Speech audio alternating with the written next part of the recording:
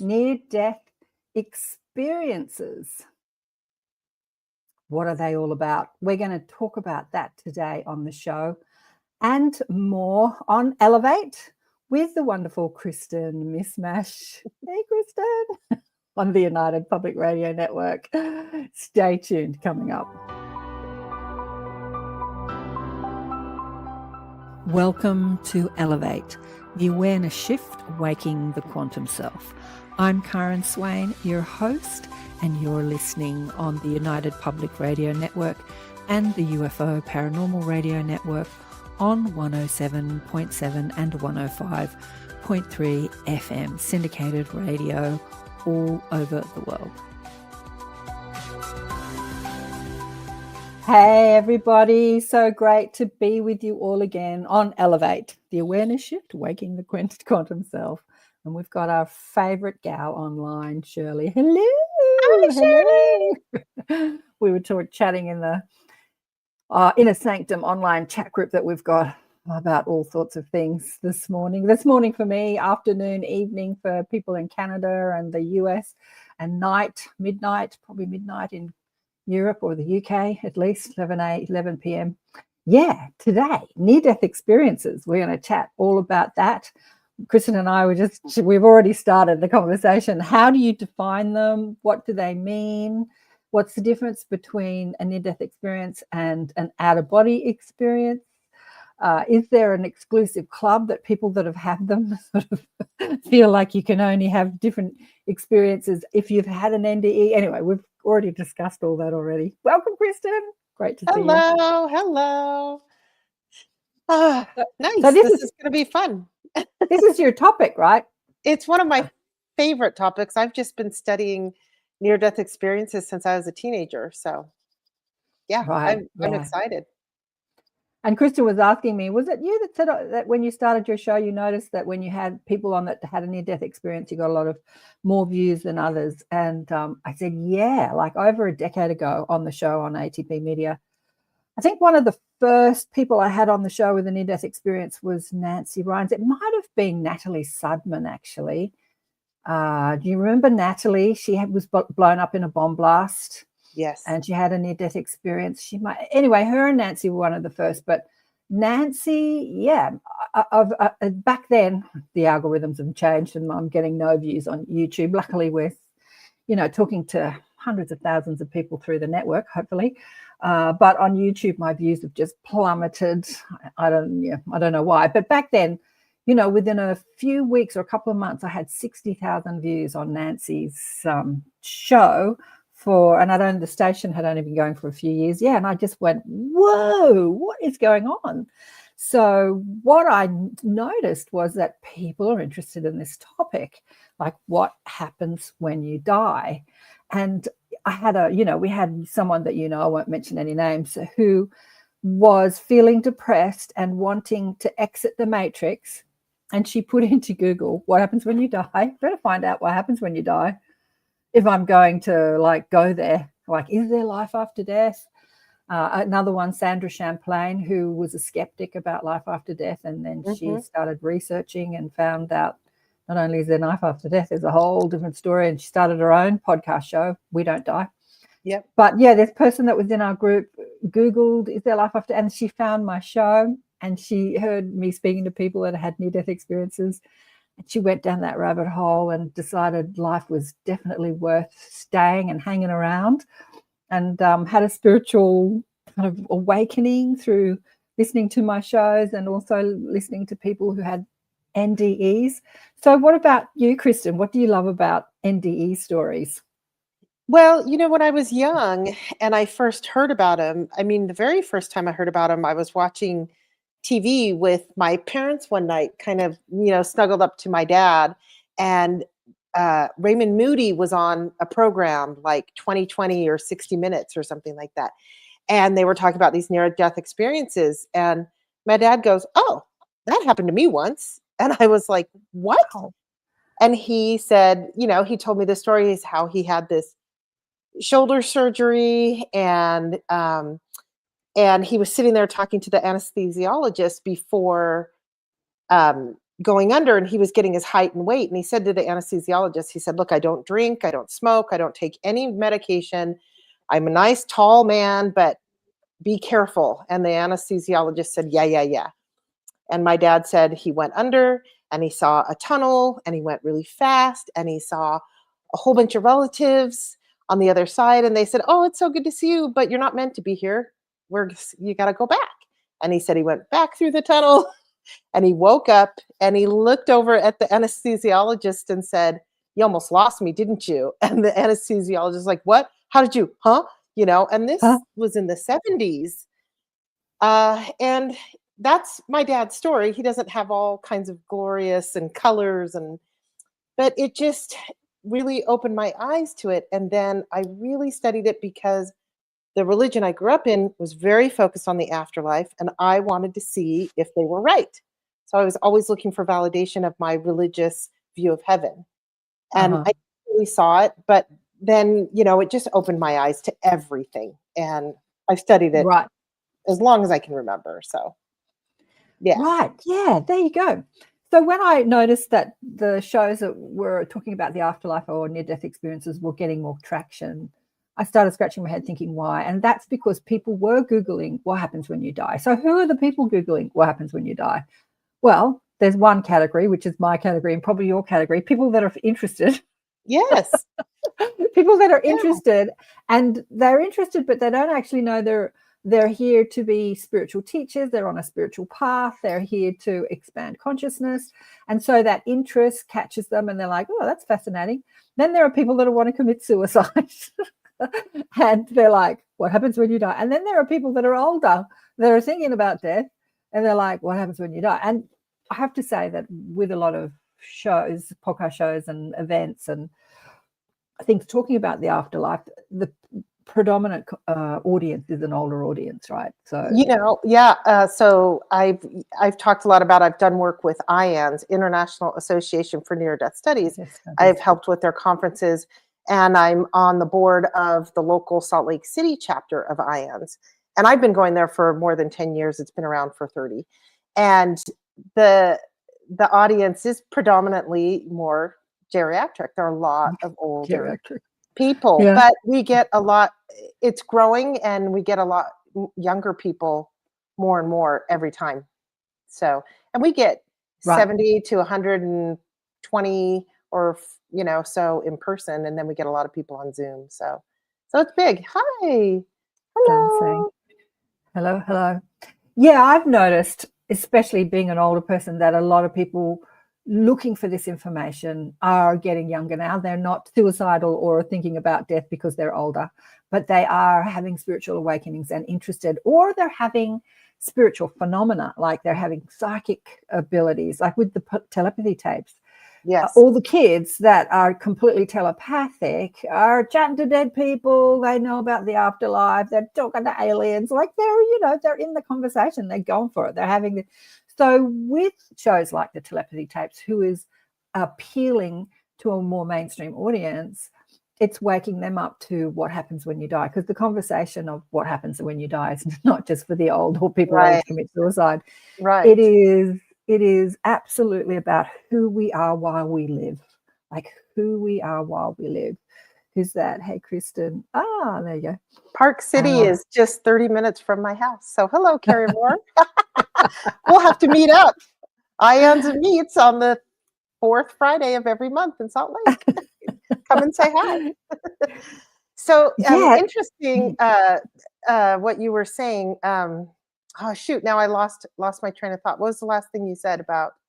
I know how it plans your life. So there is a book. Yes, because I've read several books, and one of my favorite books about near-death experiences is a book called "Trailing Clouds of Glory" by Harold Whittleson, and it is all researched near-death experiences. And the book's a big fat book of people who go to the other side, and some of them are people that want to take their lives, and they are given the vision of their pre-birth planning sessions.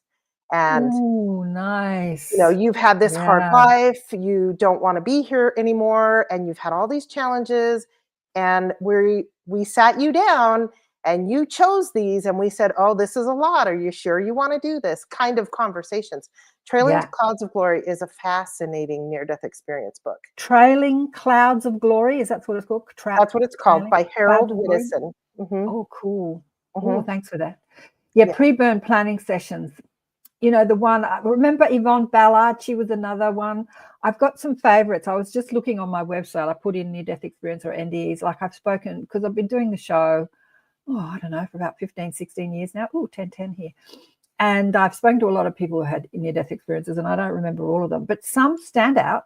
Nancy's does. Penny how do you say her last name? Whitbrot. Whitbrot. She actually Yes. changed her name. She wasn't married when I had her on the show because it was probably about a decade ago. And Yvonne Ballard, who changed her name to Naya, who's since left the planet, and Natalie Sudman, they really stood out. Like I remember what they said. I've spoken to many more, but I can't actually remember what their stories are. But with Natalie, the thing that stood out for me was exactly what you were saying, like how she was planning her life. So this is what shocks most people with her. So she's on the other side. Mm-hmm. She has complete conscious awareness of who she is as a soul, with a soul plan after she leaves her body and contacts the other side. And she says to her mob, she's got a team of people, like she said she was speaking to a big group of people. She's like, I'm done. I've paid my dues. I'm not going back. Which I thought was funny. She was blown up in a bomb blast in Iraq, and she had a lot of injuries. So going back meant a lot of pain and healing, and which happens with a lot of people with NDEs. And they said, let me just remind you of the commitment that you made. And she's like, darn it, I did make that commitment, didn't I? Drats, yeah, okay, I'll fulfill my commitment.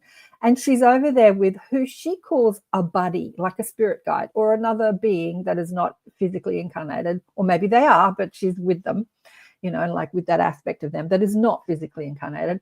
And she's designing her injuries and looking down the timelines, right? Like what happens if she's blind? What happens if she loses a leg? What happens if she loses an arm? And she's designing her injuries. And that's fascinating to me because she's out for seconds, like she's blown up, unconscious, conscious. She's out for seconds, maybe a minute, maybe a minute and a half, but a very short period of time. And in this so-called short period of time, she is doing all this stuff on the other side, and she's looking down different timelines and seeing how it plays out. And what was amazing was she had so much joy and so much peace over there that even looking at the struggles that the human her would go through was hilarious to her and her bug. Yeah. Like hilarious watching her stumble around when she's, half blind and, this and that. And that sense of humor, most people can't understand from this perspective, like having such lightness of being that you could look on all the tragedies that Earth offers and find it all so amusing. Like when you're down here, boots on the ground, not so amusing, but from that heightened perspective of complete bliss and what's the word, the adjectives I'm looking for, bliss and connection and unity and knowingness and super, infinite intelligence. You get the game on Earth. And probably about a decade ago, before I had people on the show, or maybe during that time, I used to consciously watch people's NDE stories just to feel better if I was feeling frustrated, down, depressed in any way. Isn't that fascinating? Because when people spoke about being on the other side, a lot of them, not all of them, spoke about the love and the belonging that they felt and the love. And often when they spoke about it, this is going to make me cry. Often when they spoke about it, they were remembering that feeling and they would evoke that feeling. And as they evoked that feeling, I would feel that feeling. And so I was sort of marinating and blissed as like they would share. Yeah. Sorry, go on. Having what?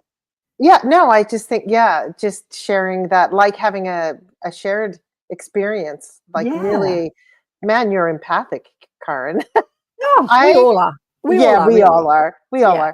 are. So the thing that I find, and it's taken me a while because I ask myself, because people ask me, why do you work with all the near death experiences? And they always ask me if I've had one. No, I haven't, But what I found about these people when they're sharing, it's so authentic. And I find Yeah. that they tend to be some of the most authentic people that I meet that are Yeah. teachers and way showers in the spiritual communities. They're Yeah. just they and honestly, Karen, because I have some friends that are near death experiencers, they when they share that experience and that accident, like Nancy blowing up in the in the bomb and everything, like they're re-experiencing that as they're telling it to us. And Yeah. then they talk about the bliss and we get to experience that.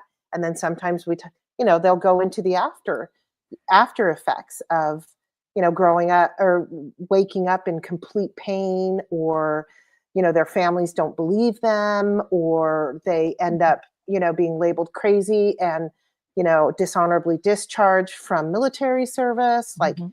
all these kinds of things, and it's so authentic that they'll share those things with us, and often it takes them 7, 8, 10 years before they can piece it all together and actually write a book or speak Yeah. about it. There's an authenticity that just tears my heart out every Yeah. time. Yeah. Absolutely. Yeah, and people feel that. People feel that. There are some people that shared their NDE stories that are not so authentic. Right. I had this woman on the show. She wasn't that it wasn't authentic. She had a horrendous history. She was raped a lot as a kid. Oh, she had this terrible, and she used to leave her body. And during one of the beatings and rapes, she left her body and had an NDE. But she'd often just leave her body to escape the pain. But she was Yeah. really, really damaged, even though she had contacted that wisdom of the other side. It Mhm. hadn't healed her damaged heart. And yeah, and she had turned and attacked me, and had turned and attacked a lot of other people that Oh, had her on the show. It's like she was in pain. And that pain was like, I don't know, if you said something that didn't agree with her, now you're the enemy and you're the devil, and she's going to talk oh, about you online. Like, yeah, so she was damaged goods. So it's not like the be all and end all for spiritual enlightenment to have an NDE. That's for sure. right. It is an awakening process, but there's so many awakening processes, and there are arguments like you and I were talking before we went live about what constitutes an NDE. I think Eben Yeah. Alexander, one of the most famous NDE stories, is because he was a neuroscientist and he thought that consciousness was created by the brain, and that people's stories of NDEs was the brain firing, and he had a whole lot of scientific reasons Right. why He did. why it's all people making up stuff, all the brain firing, and all this stuff. And then he had his own NDE. But I think you said to me, is it considered an NDE if you just pop out of your body, or what do you think constitutes an NDE? Yeah, well, and I think those are more like out of body experiences. And not that you can't have an out of body experience and go to the other side. You can go to the astral realms. I realized a couple years ago that I have memories of when I can't tell you what I did as a naughty 3-year-old, but I do remember getting spanked. But it only took me a couple years ago till I realized that all my memories of me being spanked were from a bird's eye view, like the top of Uh-huh. the ceiling of the room. Uh-huh. So, I was just watching it You happen. popped out of your body. Yeah. I popped out of my body because that was Yeah. traumatic to a little 3-year-old to get a spanking, for I don't even know what I would have done at 3 to Yeah. deserve that. Yeah. But anyway, but then like Jeffrey Olson, who had, a near death experience in a car accident where he passed away, and he went and he saw his wife who had also passed away, and she said, "You got to go back.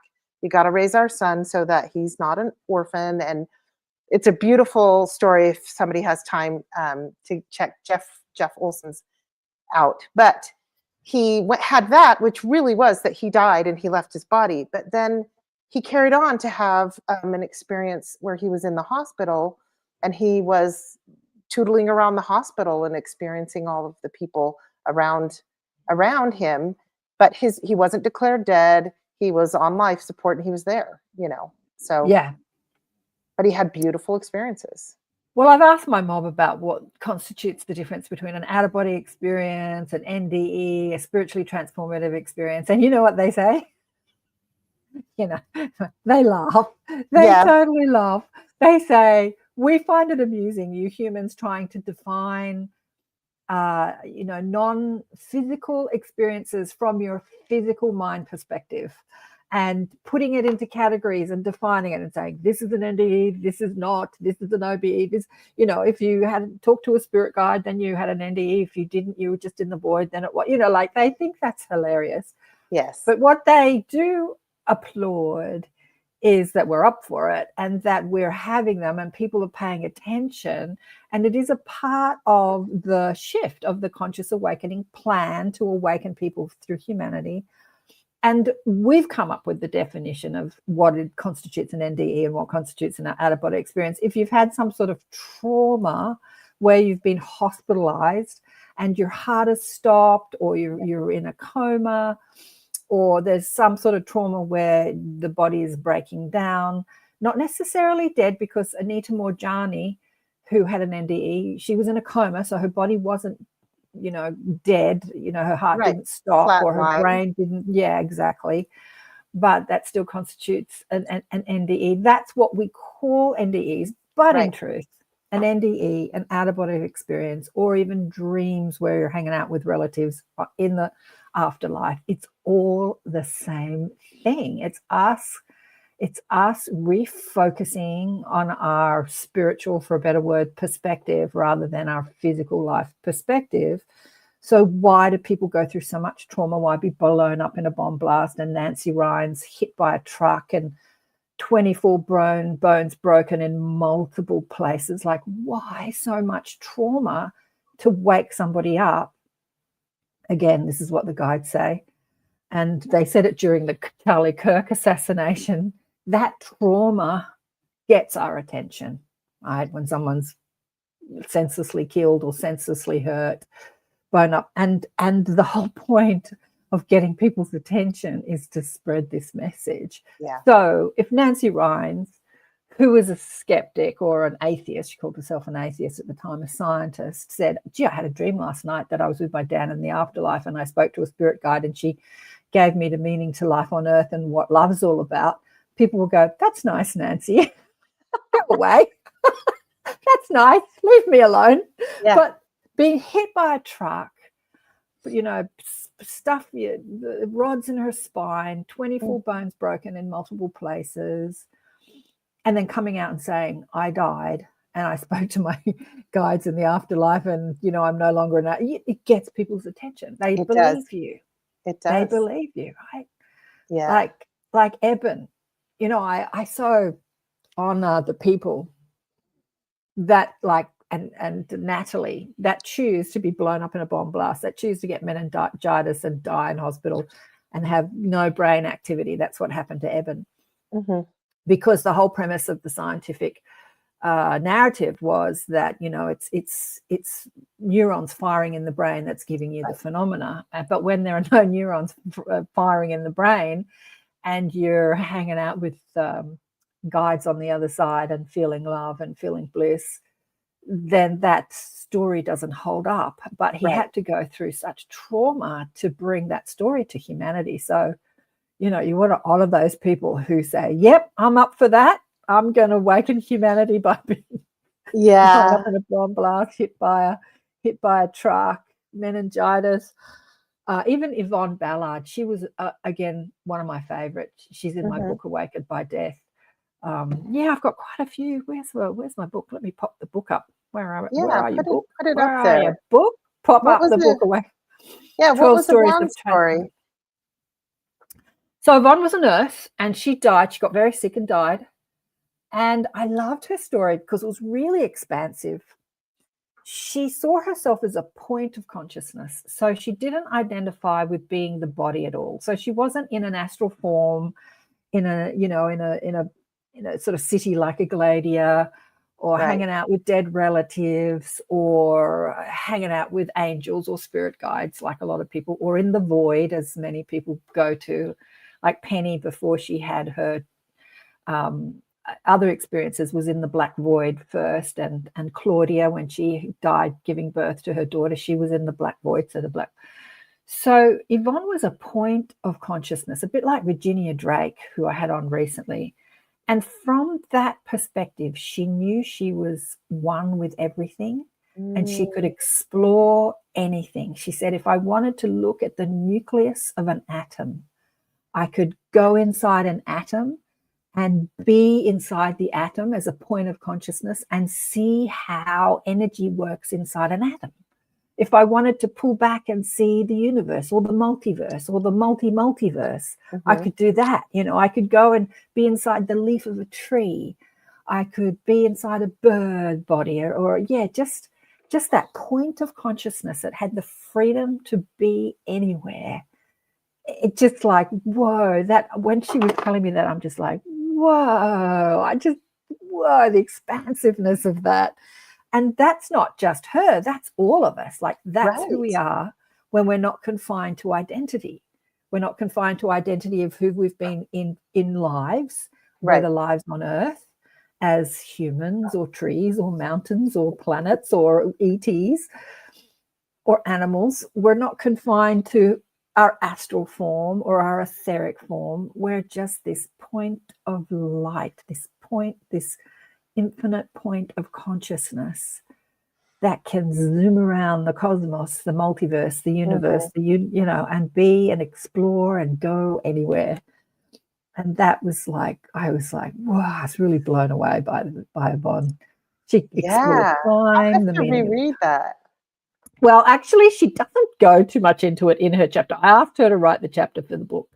So what happened to Yvonne is that she was a nurse, so she knew she was a light worker here on Earth, here to help people. And like many light workers, they don't understand how they can help people with their intuitive psychic ability or even their spiritually awakening experiences. And so they look out into the world and they say, how can I help people? Or become a nurse or a doctor or people helping charity or helping the old people. Like, they look at service-based. Right. And then you go down that rabbit hole and you're really busy and really caught up. And that's what happened to Yvonne. And when she had the ND, it was like a real wake-up call that she was here to teach.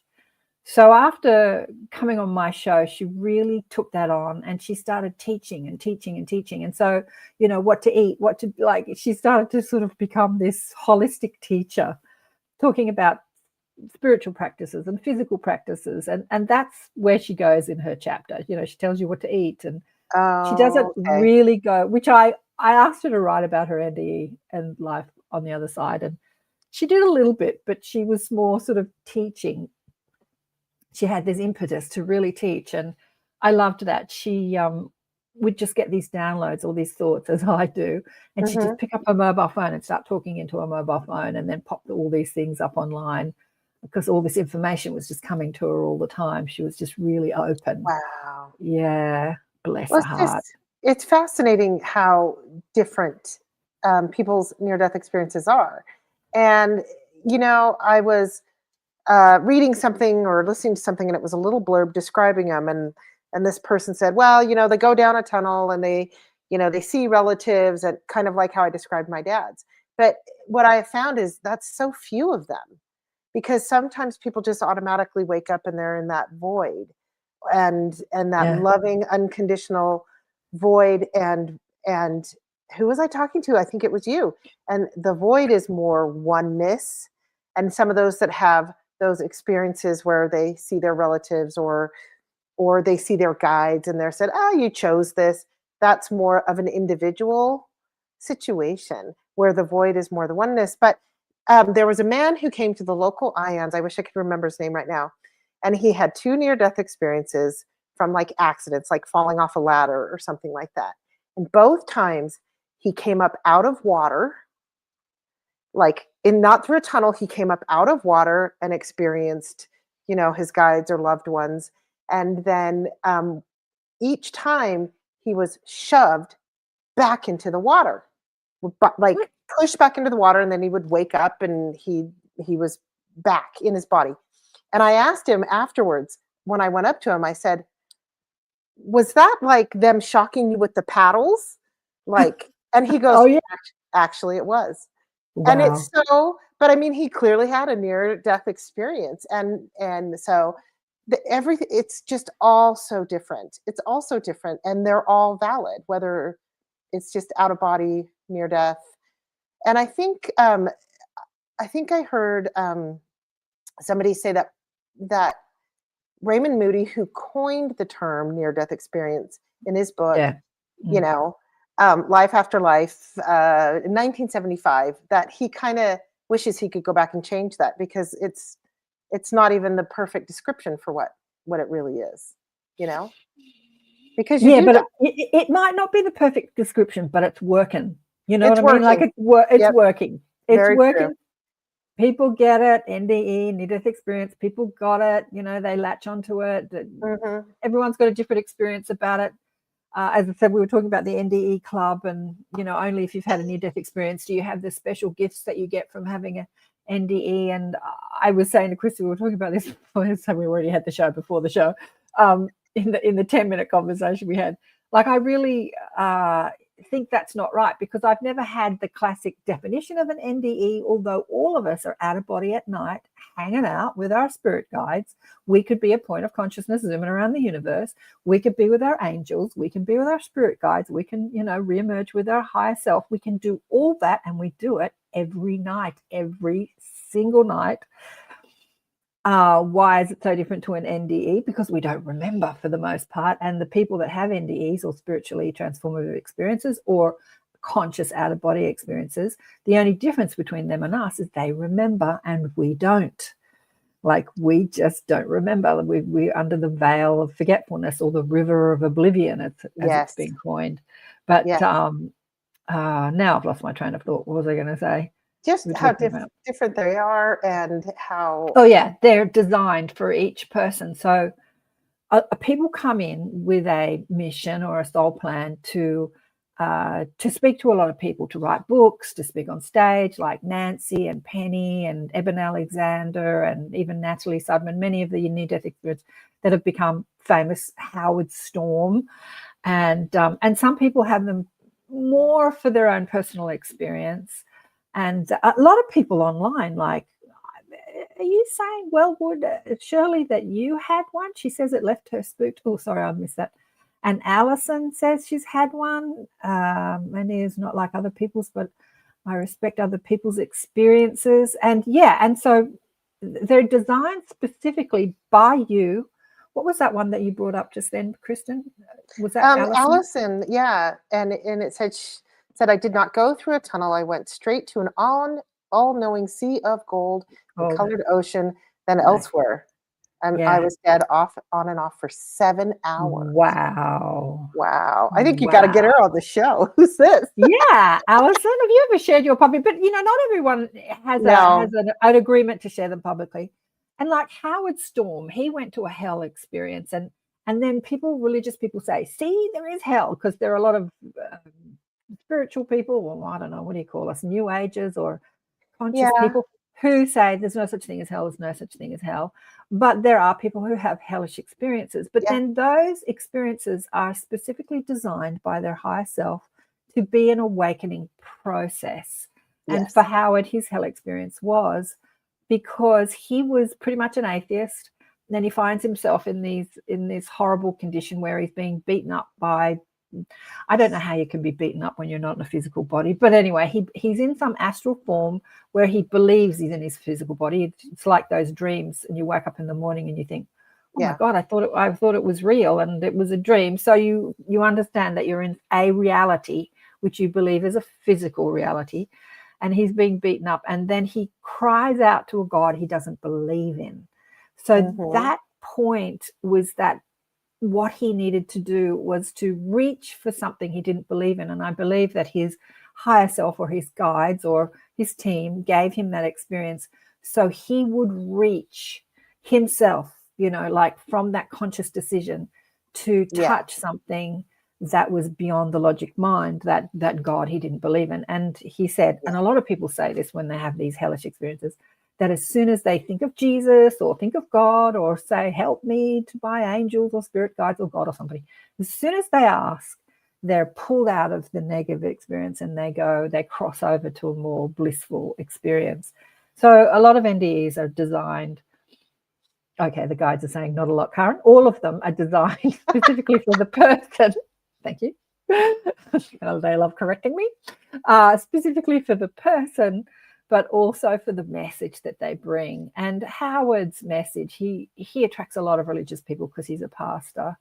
His message is pretty expanded because he talks about seeing aliens. And he and I had conversations outside of the show where he says he believes in a lot of things that he doesn't speak about publicly because the religious people would just write him off. Right. And he really wants to get this message of love and connection and unity across to everybody and not really offend people just because of their religious beliefs. But so they're designed specifically. But yeah, a lot of people have had them and never shared them. Alison, I want to know more about yours.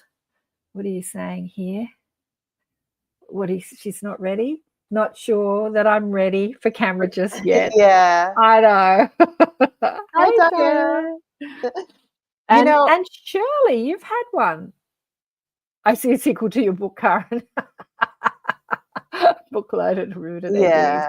Yeah, there's a lot going on in the chat. People can hop on and read that through and ask questions too. Heidi's had an NDE, like all of you closeted NDE people out there. Like I didn't. Well, maybe you have told me and I've forgotten. Please excuse me if I've forgotten. Did you put this up before? I believe my team tried to wake me up with my NDE, but I was in denial.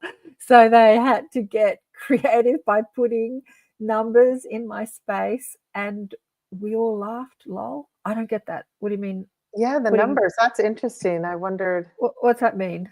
Yeah. Maybe you can elaborate on that, Heidi. What do you mean by numbers in your space? Yeah. So a lot of people, I was at lunch many years ago, with a girlfriend who lived in the country, not too far from me. And there was this gorgeous girl that she had met who lived near her. And she had this tattoo. Now, where was the tattoo? A while ago. But I asked her, it was on her chest. It was quite an elaborate tattoo. Suns and angels and all sorts of things going on in this tattoo. And I said, tell me about this tattoo. And she wasn't too forthcoming. She said, I just really liked it. I said, is that an angel?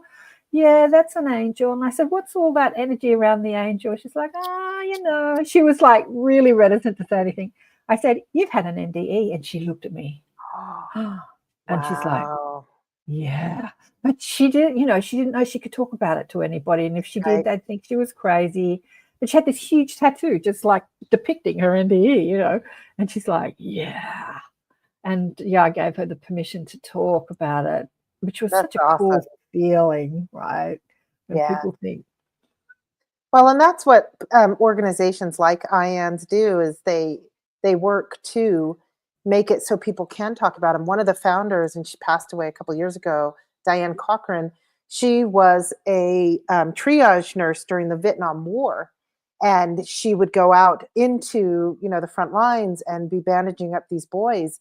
And they'd grab her arm and say, I just saw Jesus, or I just saw, and there was no conversation, no dialogue, no training, obviously. And she finally realized these boys, they died. These boys actually died here, and they've come back.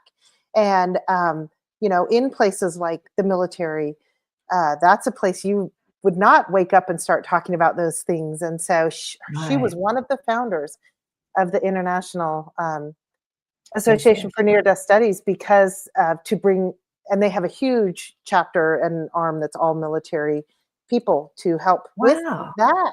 Yeah. I did not know that, Kristen. That's really fascinating. Yeah. And so it's really to educate doctors and nurses and psychologists and things like that. It's more of an, like an education research type foundation. And it's beautiful because it is so much more of the conversation now. And I love it. I mean, we can see it on YouTube. You can see all kinds of different ones. And on shows like this, we're talking about it, so. Yeah. Yeah. I remember when I was running the Academy of Light years ago, which was a Monday night gathering where we'd have a speaker. And basically I was doing what I'm doing with the show, but I was doing it in person. But it was just a very small group, a dozen people. 30 was our biggest group. one day. But anyway, there was a guy that came to speak who called himself a spiritual teacher, who was killed in Vietnam during the war and had an out-of-body experience, NDE. And I say killed, he was shot and in a coma, or I can't remember the specific details, but anyway, badly damaged. And he spoke about, it's also many years ago, it's over 20 years ago now, but he spoke about the bliss. But he obviously left the military and pursued spirituality, and then became a spiritual teacher and used his story to illustrate what he experienced on the other side, the bliss, the love, the unity.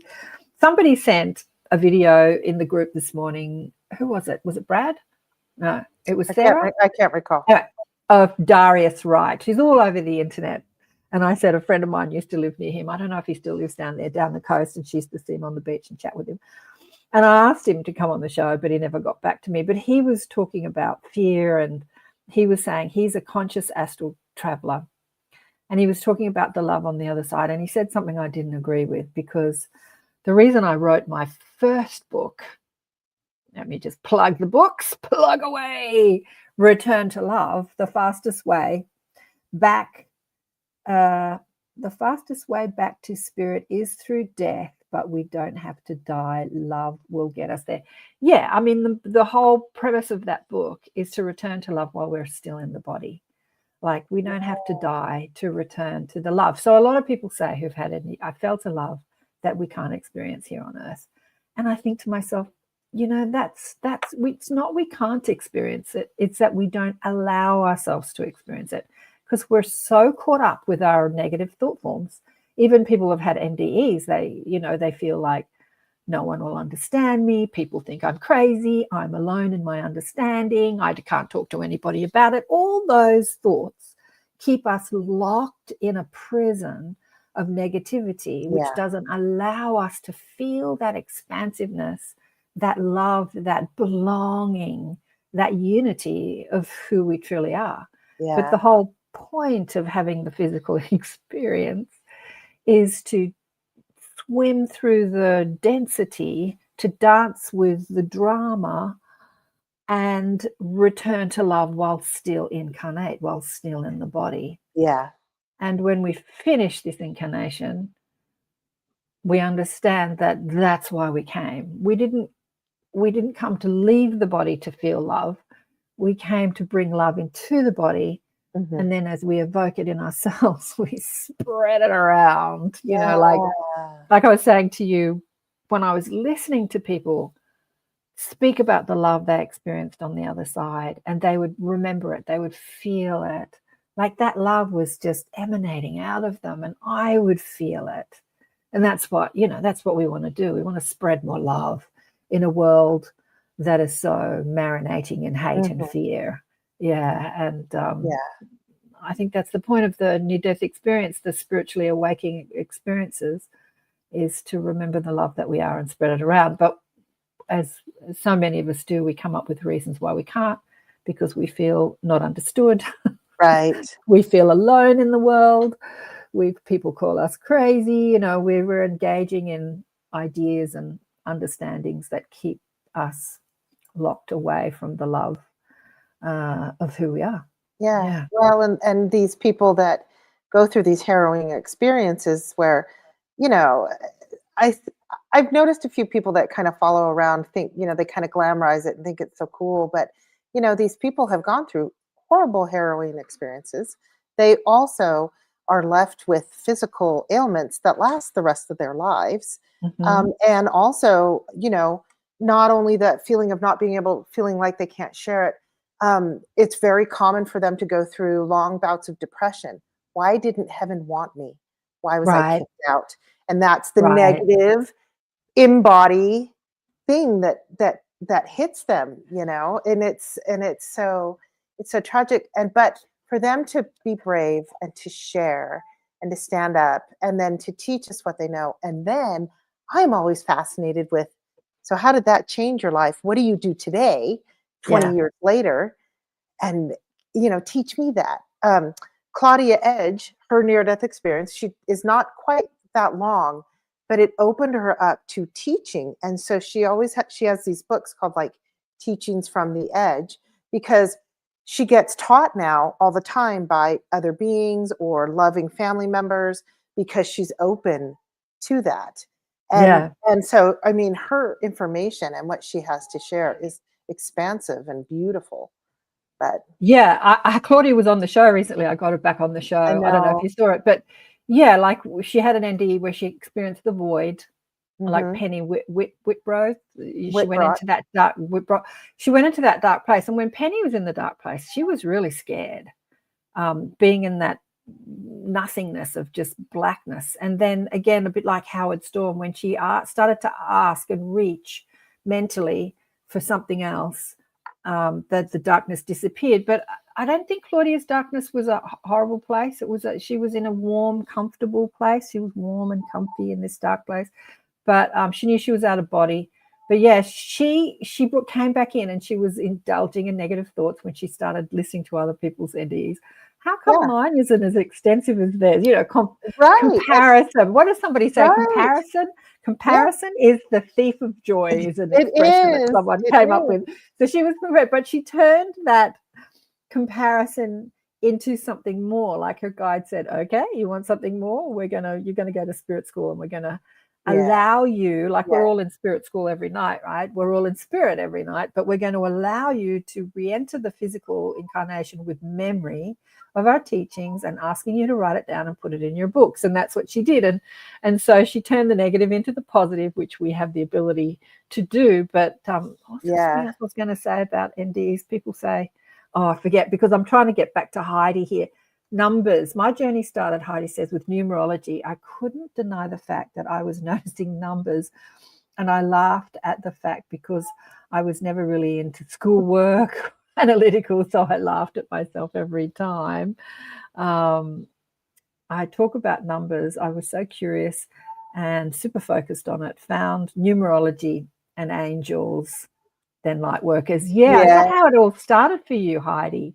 That is so Wow. cool. Yeah, numerology Yeah. was like her gateway into it. Like I say, near-death experiences were kind of my gateway into all the spiritual topics and things that I study now, you know. And you and I were talking about gifts. I'd love to go back to that because there are people who have gifts. Karen, you have incredible gifts, but you didn't have a near-death experience. You Not talked gifts, about not gifts, abilities. I always say abilities. that. I don't think I've got any gifts. They weren't a gift given to me by God.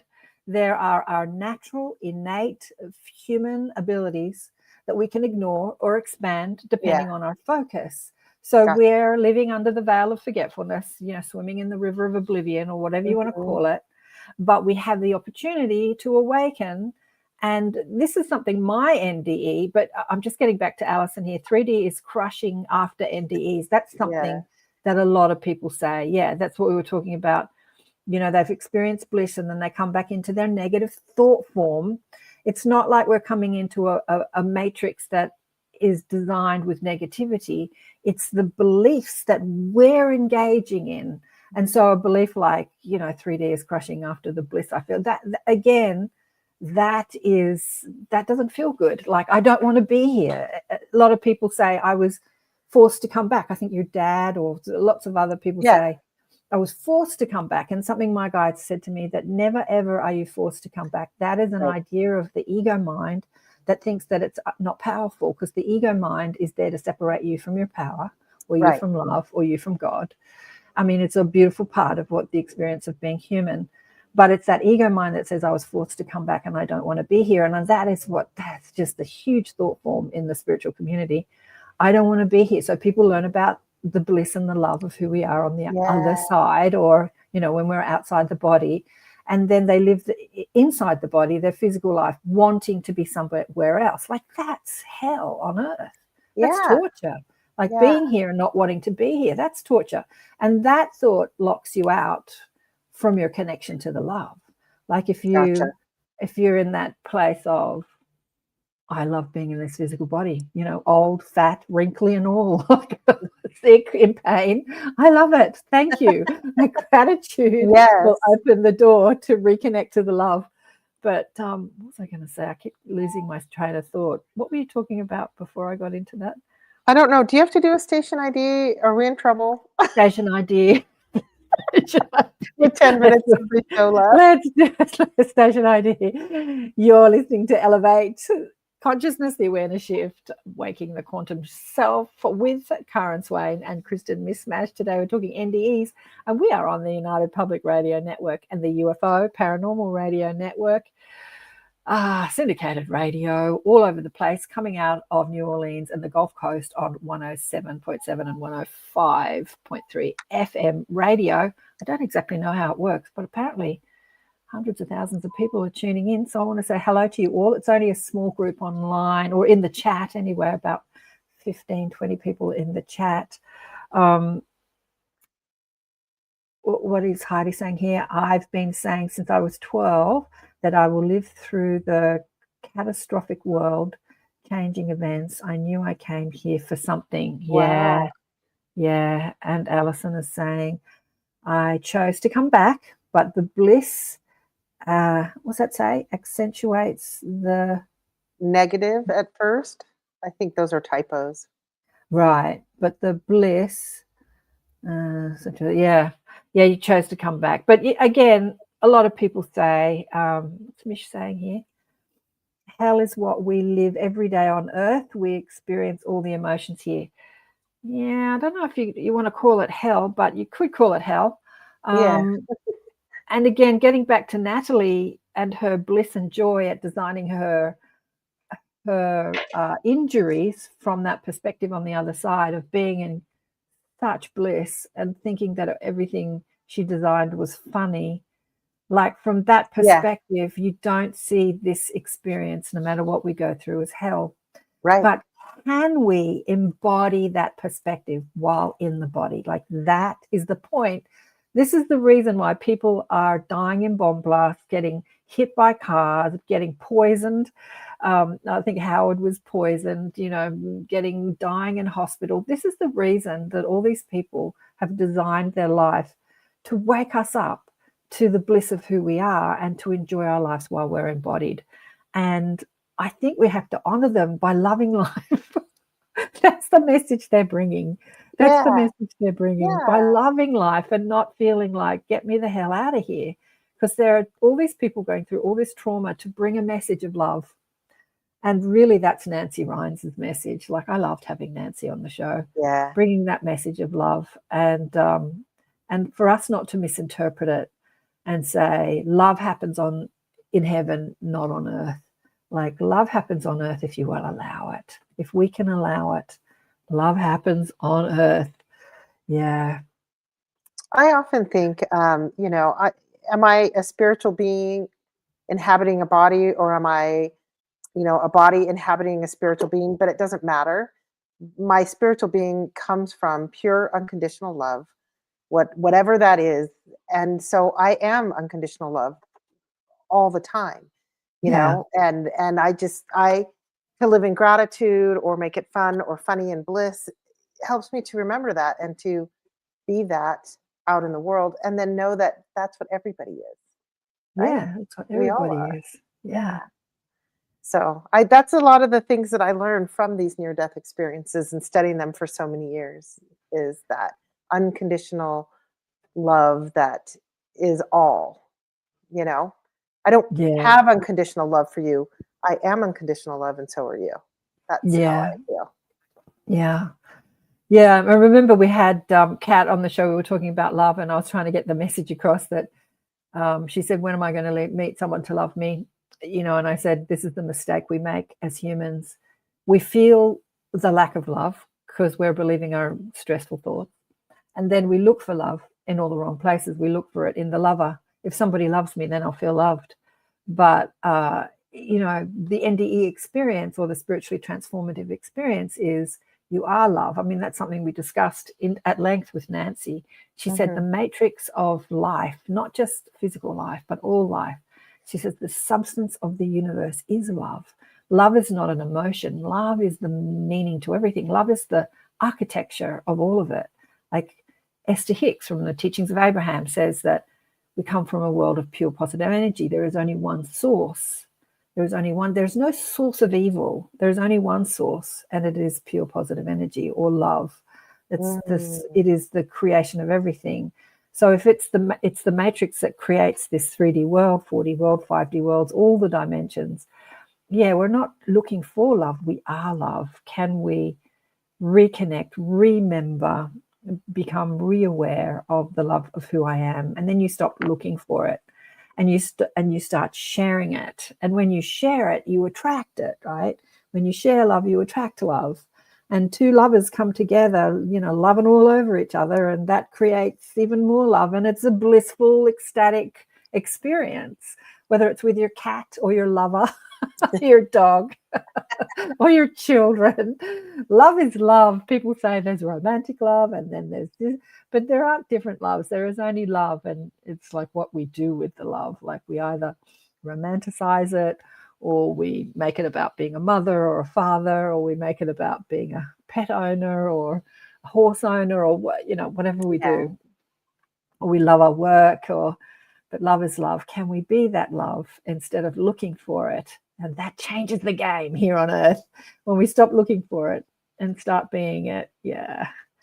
What's Shirley saying here? Is the only thing that makes sense to me right now. Love is right now. Be an explorer and live, laugh it all. Even when we're crying, love it all. Yes, darling one. I didn't know you had a near-death experience, Shirley. Is that the first time you've told me? Have I just forgotten? You might have shared it with us. But yeah, a lot of people have them and they haven't shared it with us. Mm-hmm. Yeah.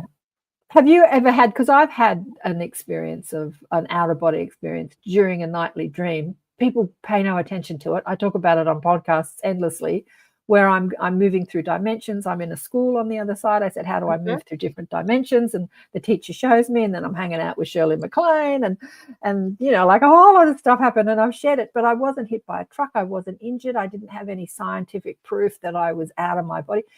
So it goes unnoticed. Yeah. I've heard you speak about those things, and the one time when you're sitting there watching, and then your daughter comes in, and you see her try to wake you or something like that. I've heard you talk well. Exactly. Yeah. Unbelievable experience. When I came back to my body, I'm sitting at a table hanging out with all these people in another dimension, and I feel like I'm in an earthquake. I feel this trembling, and I look up and I go, what's happening? And before, like it's seconds, I find myself back in my bedroom, in and out of my body simultaneously, and I see the matrix. I see the negative. I see the structure of life. Everything is translucent and transparent. Like I see everything as energy and light. I'm seeing through all the walls. I could see as far as I wanted to look. Like I could see into the next room, my daughter waking up in the bedroom. I could see past the suburbs, depending on where.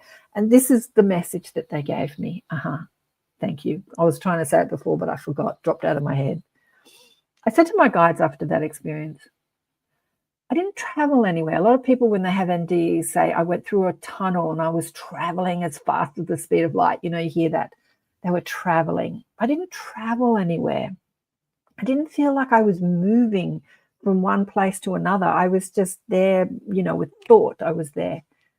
And they said, it's all about focus. You don't actually travel. There is no time or space. That is an illusion of the third dimension, time and space. Where they said, like a camera, what you focus your attention on is what you'll see, and what you see is what you live. So you're either focused in the physical or focused in the spiritual. So you can be awake and in your body and focused in the spiritual, as many psychics are, and be on the other side without having an out-of-body experience, without having an NDE, dying, being hit by a truck, without being asleep and being dream. Like we're here and there simultaneously, but where is your focus? Like it's all about where you put your focus. Gotcha. And I'm like, wow. Yeah, that was a intense lesson. So where are you focused? Are you focused on the negative? Are you focused on the positive? Are you focused on the love? Are you focused on the lack of love? Are you focused on your physical being the identity of who you are? Are you focused on the love that you are? Like, where do you want to put your powerful focus? Because where you put your focus is how you create your reality. Mm-hmm. Yeah. And with that, we've run out of time. God, it goes quickly, doesn't it? It goes so fast. Yeah. It goes so fast. Goes so fast. I love hanging out with you, having these chats, Kristen. I love it too, Karen. It's one of my favorite things. And thank you So to the luscious ladies online. I didn't see too many guys, the there luscious was a lads guy online. on there, and Was there? yeah, I think it was a man. Let's see, where was it? And they could be Yeah. listening. I have a friend who listens, a gentleman, and he's not able to comment for some reason. It's probably Oh, not signed into YouTube.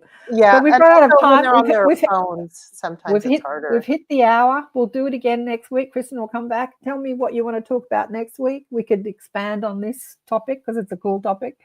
The afterlife, psychic ability, I don't know, telepathy, any aspect of life really. I want y'all, Heidi and Shirley and Alison. Maybe you all want to come on and share your experiences. Right. Get y'all on. Tell me. I'm putting on a Texas accent. Anyway, we've got to go. We've I run love out of it. time. Big love to you. Big love to Bye. everybody. Thank Thank you. you. Thank you. Thank you. Thank you. Gratitude. See you soon. Bye for now. Bye for now.